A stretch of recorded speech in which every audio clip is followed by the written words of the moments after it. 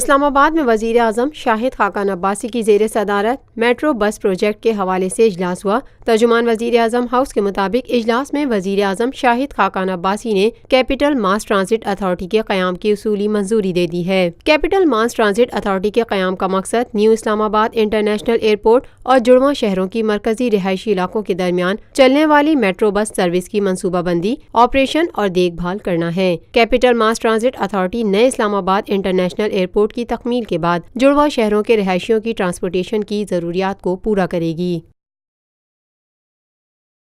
पाकिस्तान में पहली मर्तबा हालात हाजरा के मुख्तसर मगर जामे प्रोग्राम्स, खबरों, तबसरों के अलावा दीगर समाजी, तिजारती, सकाफती, तफरीही, मालूमाती, मजहबी, तालीमी, सेहत और बच्चों के प्रोग्राम्स सिर्फ TNN TV पर।